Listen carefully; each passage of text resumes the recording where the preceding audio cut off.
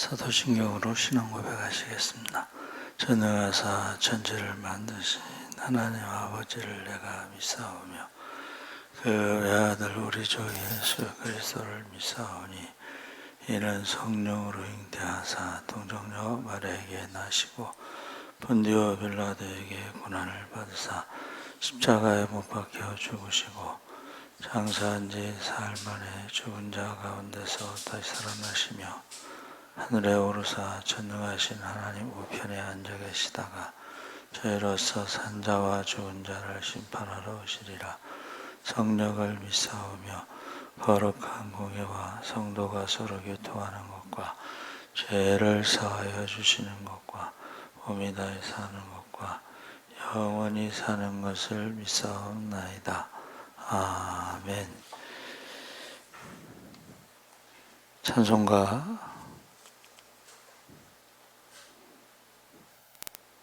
490장 찬송하시겠습니다.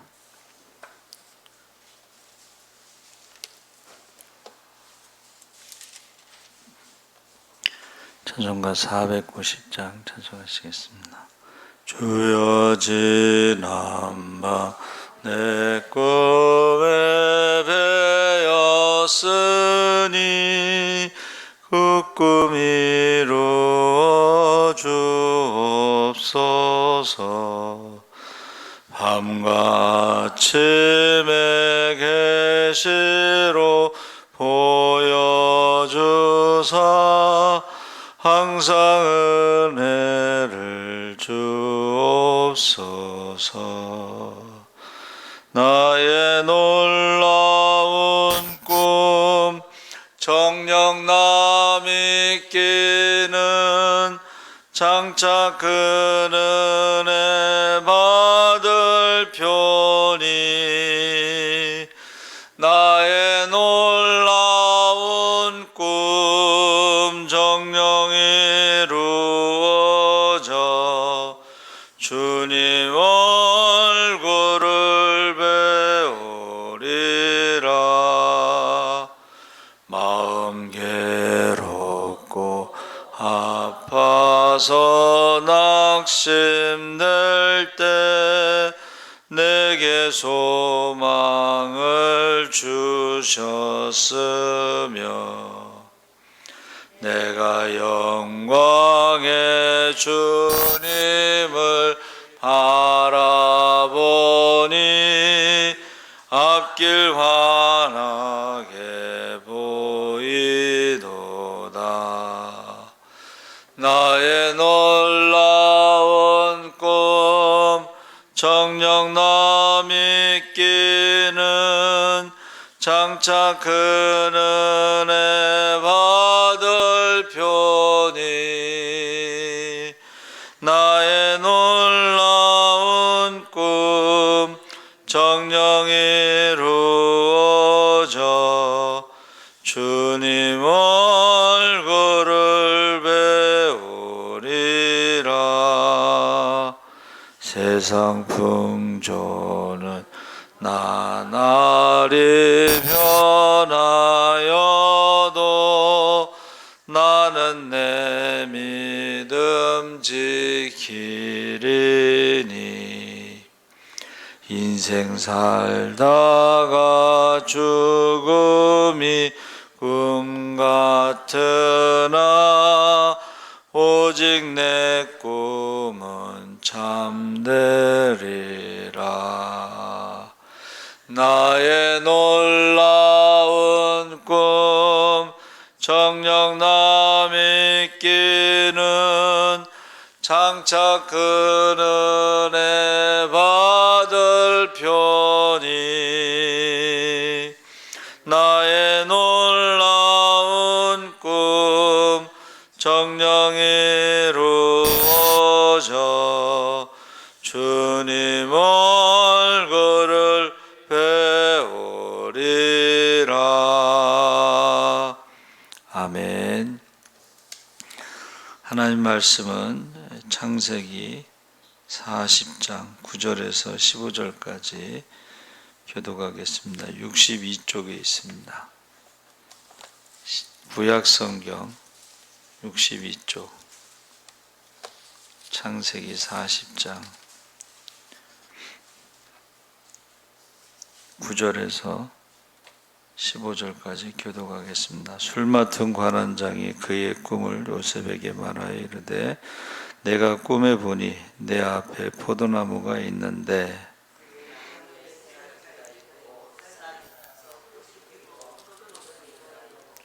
내 손에 바로의 잔이 있기로 내가 포도를 따서 그 즙을 바로의 잔에 짜서 그 잔을 바로의 손에 들였노라.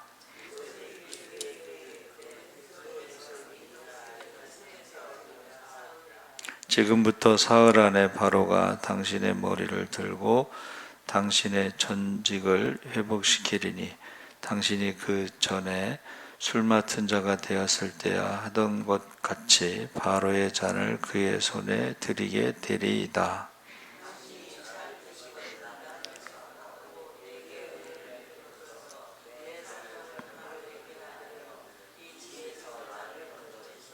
함께 읽겠습니다.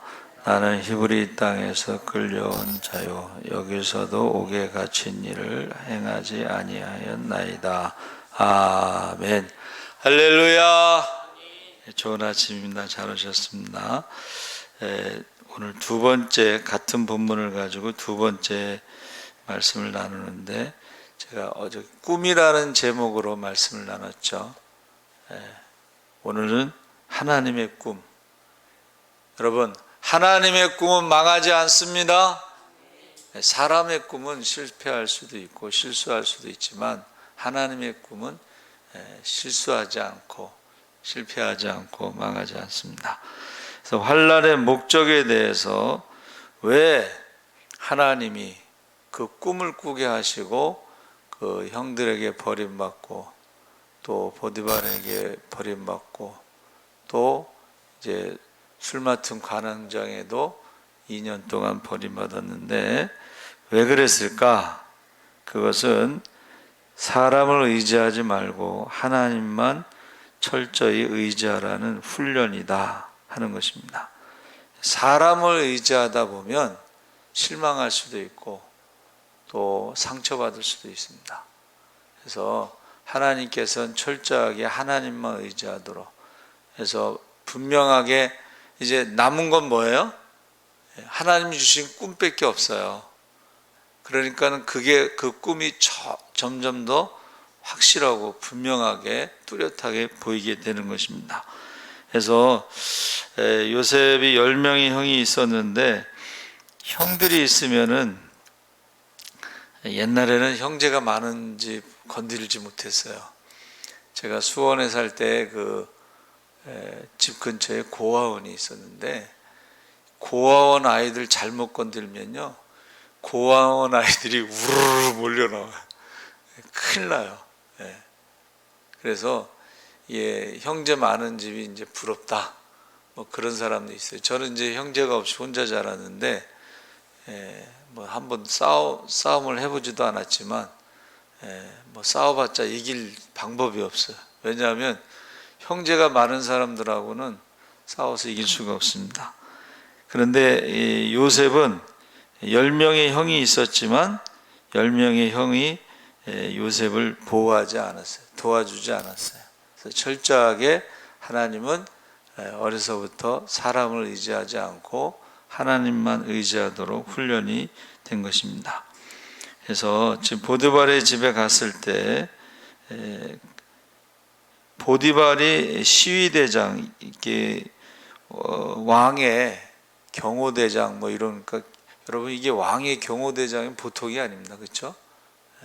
그런데 그 보디발을 의지하고 살아왔겠죠. 거기 있는 동안에는 드디어 이제 고생 끝 행복 시작이다 하면서 보디발을 얼마나 의지하게 되겠어요.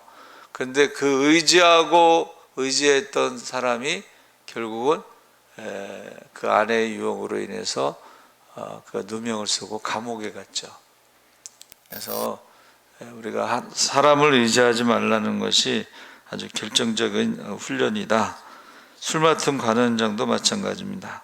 그래서 저는 말씀을 준비하면서 꿈에 대해서 지금 말씀을 나눴잖아요. 어제. 그리고 오늘은 하나님의 꿈에 대해서 말씀을 나누는데, 여러분 꿈이 있습니까?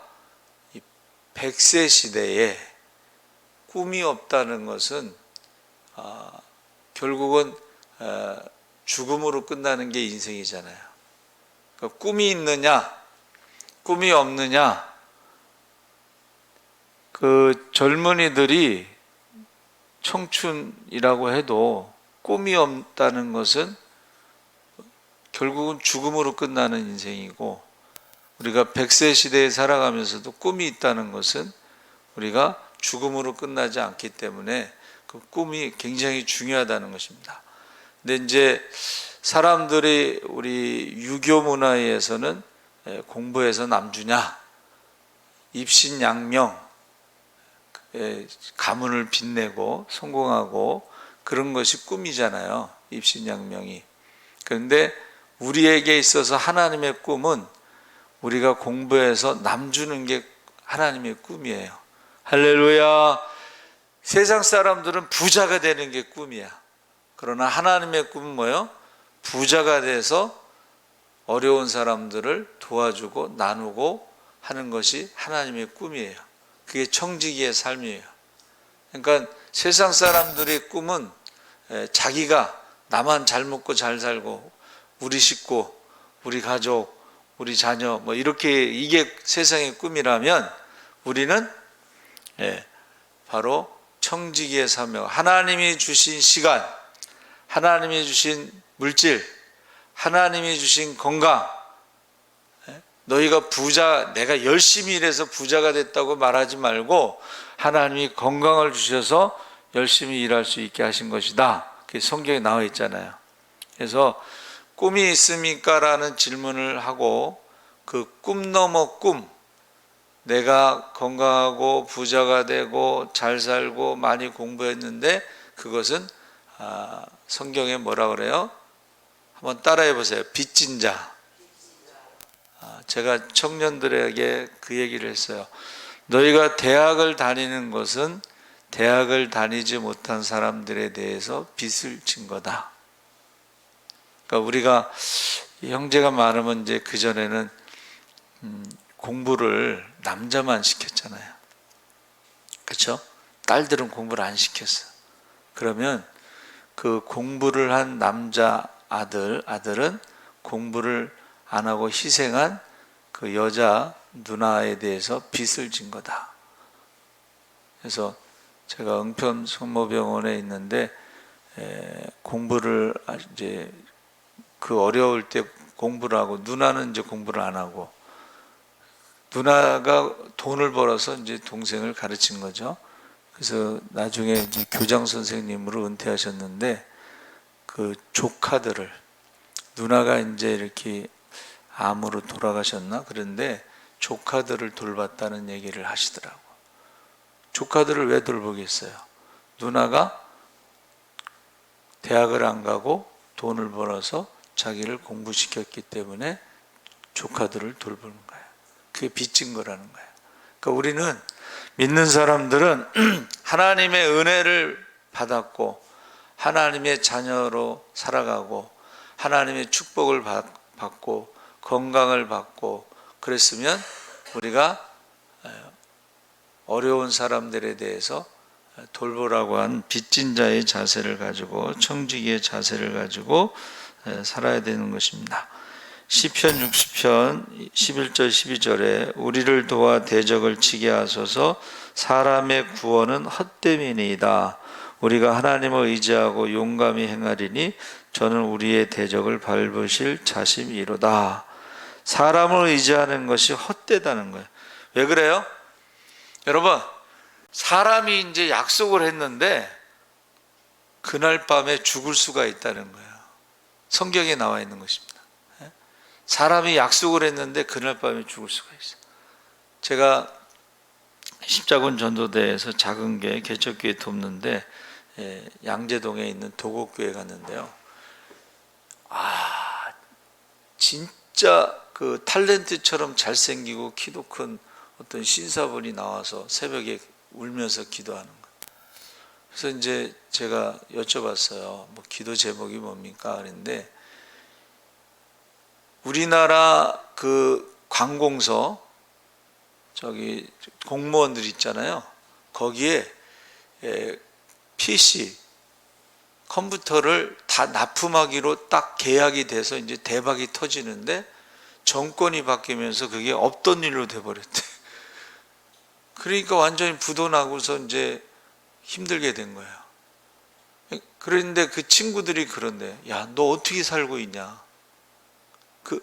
여러분, 우리나라에 있는 모든 관공서에 PC를 납품하게 계약이 돼 있다가 정권이 바뀌면서 없던 일로 됐으니까. 그때 박철원 장관인가가 그 이제 정권이 바뀌면서 그 장관이 없어져 버렸어. 부처가 없어져 버렸어. 근데 그 새벽 기도 와서 울면서 버티는 거예요. 근데 너무 안타깝더라고.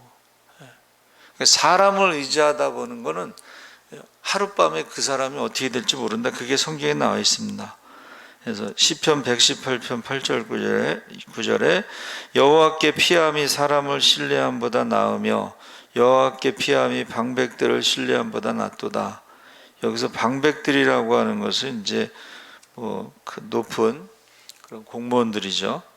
메추엘림 목사님이 사람에게는 작게 기대할수록 좋고 하나님께는 많이 기대할수록 좋다 그랬습니다. 사람은 작게 기대해도 그것이 실망할 수 있지만 하나님은 많이 기대해도 실망시키는 법이 없기 때문에 그렇습니다. 시편 91편 9절 10절에 내가 말하기를 여호와는 나의 피난처시라 지존자로 거처를 삼았으므로 화가 내게 미치지 못하며 재앙이 내 장막에 가까이 오지 못하리니 하나님이 피난처가 되시면 가장 안전한 장소라는 거예요. 안전지대, 세이프존. 그래서 하나님이 우리의 반석이시다. 하나님을 거처로 삼고 살아갈 때에 가장 안전하다는 것을 고백하고 있는 것입니다. 17세기 위대한 침례교 목사 가운데 존 버년, 여러분 아시죠? 철로 역정을 지은 사람인데 그가 영국 국교회 성공회가 있습니다. 성공회가 국교회고 여왕이 이제 수장이에요. 그리고 이제 나라에서 월급을 주는 공무원이에요. 그것을 이제 영어로는 클러지라고 그러는데 그런데 침례교 목사가 설교를 했다는 이유로 성공회와 다른 설교를 했다는 이유, 성공회와 다른 믿음에 대해서 설교를 했다는 이유로 존 번영 목사님이 12년간 감옥살이를 했어요. 근데 감옥살이를 하는 동안에 전옥이 간수가 은혜를 줘서 이따금 외출증을 끊어줘서 밤에 집에 가서 가족들과 지낼 수 있었는데 배려해 줬는데 핍박하는 자들이 이 사실을 알게 된 거예요. 성공회 그쪽에서. 그래가지고 이제 밤에 찾아오는데 그 밤에 갔던 목사님이 마음에 불안하더래. 그래가지고 원래는 이제 하룻밤 자고서 이렇게 왔는데 그 밤에 그냥 온 거예요. 근데 그 밤에 바로 성공회에서 잡으러 온 사람들이 들이닥친 거예요. 그러니까 이제 존 번연 목사님이 감옥에 있느냐 했더니 확인해 보니까 있으니까 그냥 돌아갔잖아요. 그러니까 전옥은 외출증이 불법을 행한 거죠, 어떻게 보면. 그래서 물어봤대요. 목사님 어떻게 알고 오셨어요? 그랬더니 하나님이 함께 하시기 때문에 왔다는 거예요. 그러니까 우리가 기도하는 사람들은 느낌이라는 게 있어요. 영적인 느낌. 그래서 안 믿는 사람이겠지만 뇌과학자가 우리나라 양궁 선수들이 금메달을 딸 때요, 누가 봐도 이건 진 거야. 그런데 이 역전 뒤집어 갖고 금메달을 땄어요. 근데 그거를 어떻게 뇌과학자가 해석했냐면 뇌에서는 우리의 능력이 있는데 그 능력이 뭐냐면 느낌이라고 그랬어요. 우리의 뇌는 느낌이 있는데 그것이 능력이라는 거예요. 그러니까는 양궁 선수들이, 우리나라 선수들이 우리가 이길 수 있다, 역전할 수 있다, 그게 훈련이 된 거야. 이 사람들은 그 훈련량이요 어마어마합니다. 그래서 그것 때문에 우리나라가 이겼다, 이렇게 해석한 것입니다. 그래서 여러분, 하나님이 우리를 지켜주시고 함께 하실 때는 어떤 느낌이라든가 이런 것을 통해서 가르쳐 주신다는 거예요. 제가 전에 말씀드렸죠. 급할 때는 하나님께서 말씀으로 음성을 들려줘서 그 자리를 피하게 하신다. 그 짧은 순간에도 그 자리를 피하게 하시는 거예요. 그래서 이 고난의 목적은 하나님만 의지하게 하는 것이다. 두 번째는 의를 행하다가 핍박을 받을 때 하나님이 함께 하시는 것을 알려주신다 그랬습니다. 그래서 요셉이 처음에 말씀드린 것처럼 형제들이 도와주지 않고 팔아먹었죠. 근데 요셉이 애굽의 총리가 되려면 그냥 하나님께서 갑자기 총리를 만드는 게 아니고 총리가 될 수 있는 능력을 키우기 위해서 훈련시키신다는 거예요. 그것이 13년 동안 하나님의 은혜를, 하나님과 함께하는 그런 훈련이 필요하다. 시편 105편 17절 19절에 한 사람을 앞서 보내셨으며 요셉이 종으로 팔렸도다. 그 발이 착고에 상하며 그 몸이 쇠사슬에 매었으니 여호와의 말씀이 응할 때까지라. 그 말씀이 저를 단련하였도다 그랬습니다. 13년 동안 사람 의지하지 않고 요셉이 애굽의 총리로서의 능력을 키우기 위해서 어떻게 해요? 훈련 기간이 필요하다. 막 요셉이 감옥에서 2년 동안 기다리지 않고, 여러분, 요셉이 술 맡은 관원장이 말해가지고 이제 억울하면서 풀려나서 27살에 나왔으면 어디로 가겠어요? 고향으로 가겠지. 가서 형들 때문에 내가 팔려갔다가 지금 살아서 돌아왔다 그러면서 난리가 났겠죠.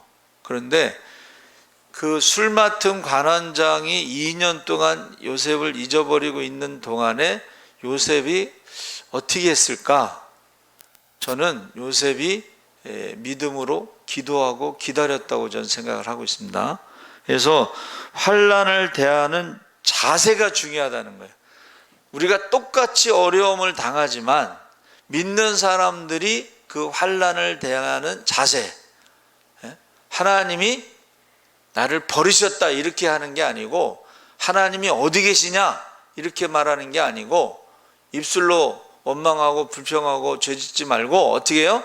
하나님이 나를 크게 쓰시려고, 할렐루야, 나를 크게 쓰시려고 훈련시킨다.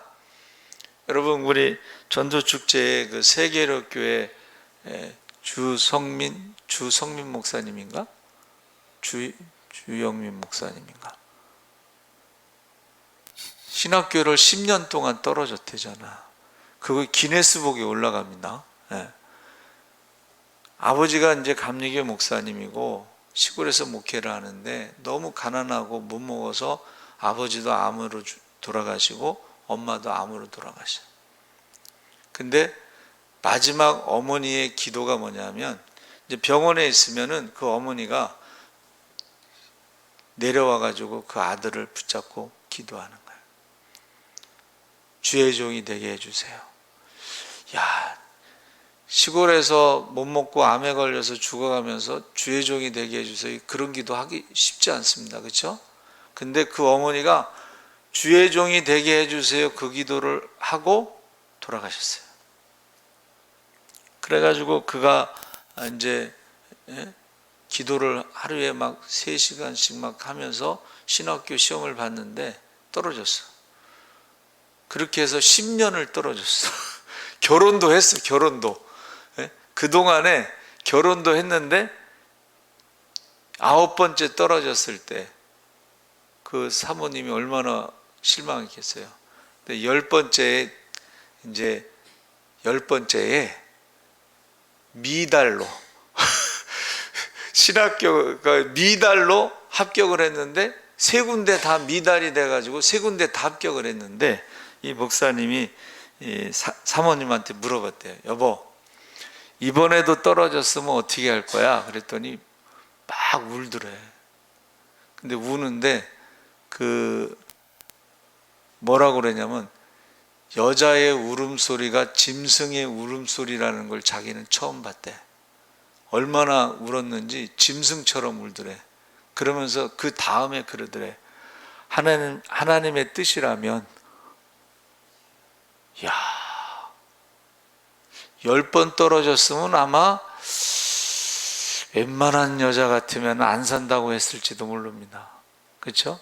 근데 하나님의 뜻이라면, 그렇게 울어놓고는 하나님의 뜻이라면 그랬다는 거예요. 그러니까 우리가 똑같은 그거라도 자세, 어떤 태도가 중요한데, 그래서 그랬는지 그가요 하루에 3시간씩 10년을 기도했다고 생각해 보세요.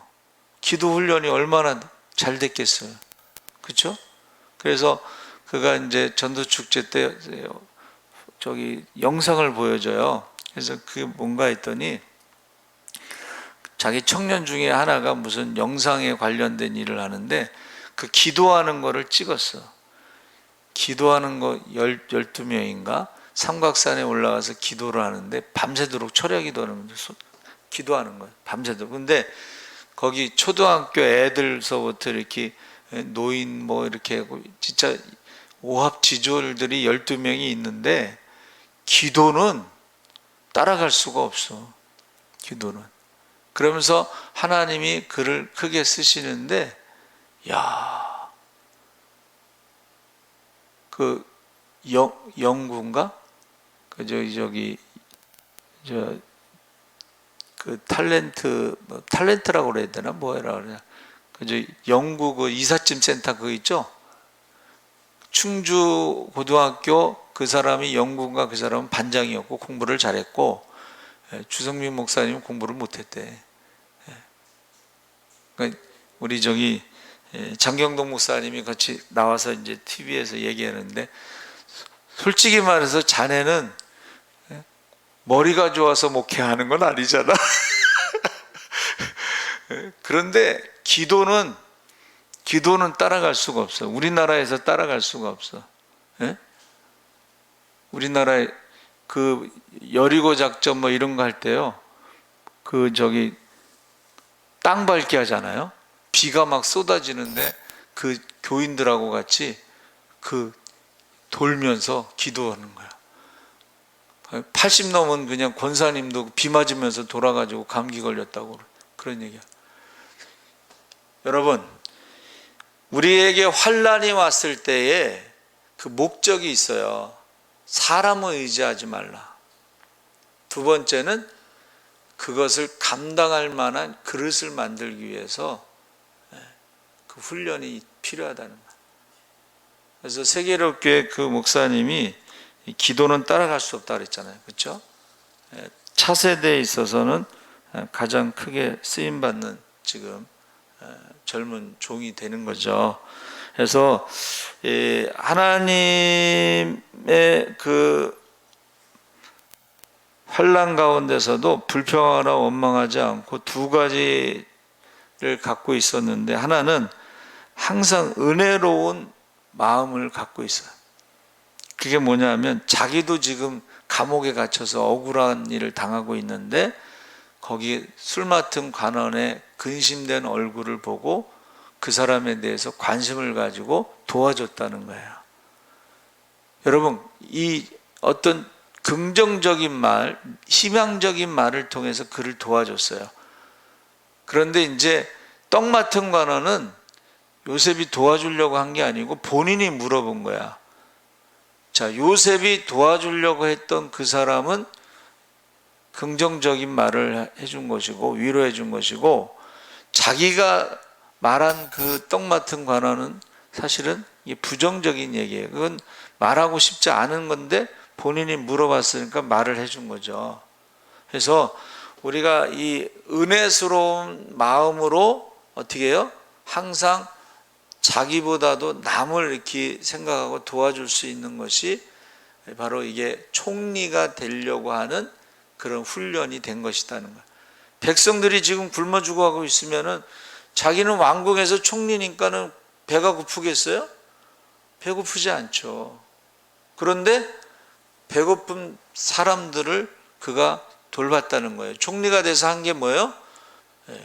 가뭄에 기근에 굶어 죽어가는 사람들을 돌본 거예요. 그 은혜스러운 마음이 총리가 될 수 있는 훈련이고, 두 번째는 어떠한 상황에서든지 끝까지 믿음으로 기다리고 있었다. 2년 동안 술 맡은 간원이 소식이 없었지만 그 2년 동안 뭐를 했을까?